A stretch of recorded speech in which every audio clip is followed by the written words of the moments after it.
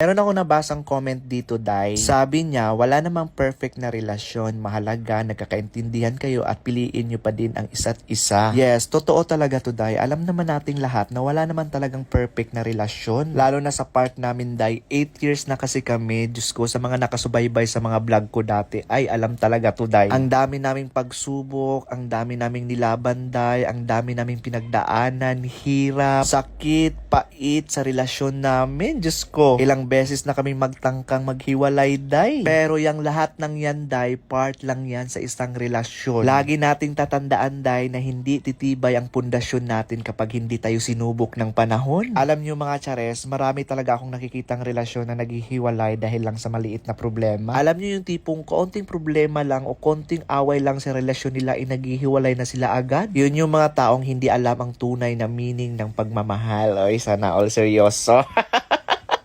Alam nyo kasi mga chares, yung forever, tinatrabaho talaga yan natin. Hindi yan basta-basta makukuha. Tingnan nyo kami ni Mr. mga chares, di ba 8 years na kami? Pero kahit 8 years na kami, Day, ang dami pa din naming pinag-aawayan. Marami kaming hindi pagkakaintindihan. Pero lahat ng yan, Day, lahat ng pagsubok, lahat ng hindi pagkakaintindihan, talagang nilaban namin yan sa isa't isa. Kasi kapag hindi mo yan ilalaban, Day, talaga namang hahantong yan sa hiwalayan. Alam nating lahat, Day, na yung 8 years na yan, hindi yan ganun kadaling abutin. Sa panahon nga ngayon, Day, yung 1 year nga, sobrang hirap ng abutin yun. Kaloka. Kasi dahil sa isang relasyon talaga, hindi pwedeng apoy kayo pareho. 'Di ba kapag nag-aaway tayo, parehos talagang nagiging apoy. Okay lang yan mga chares, pero kailangan buhusan nyo ng tubig pagkatapos. Kasi pag hindi nyo yan bubuhusan ng tubig, Day, at patuloy nyong gagatungan, ay naku, Day, good luck na lang sa relasyon nyo.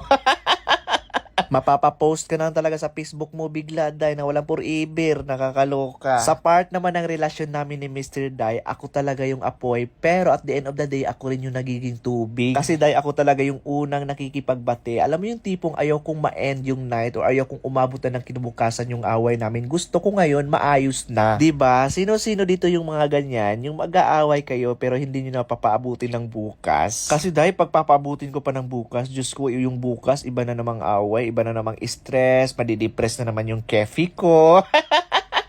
Kaya hanggat kayang hindi ko paabutin ng bukas, Day, ginagawa ko talaga. Ang dami ko din nababasa sa comment section, Day, ba, na meron na daw babae si Mister, red flag na daw yan, baka daw meron ng iba, may ibang dinidate, baka may nagsulsul daw. Pagdating naman sa babae, hindi tayo sure dyan, Day, kasi wala naman ako nakikitang sign. At kung meron man, Day, meron man ako makitang sign, ikukwento ko sa inyo dyan, Day. Diyos ko, kayo pa ba mga marites kayo?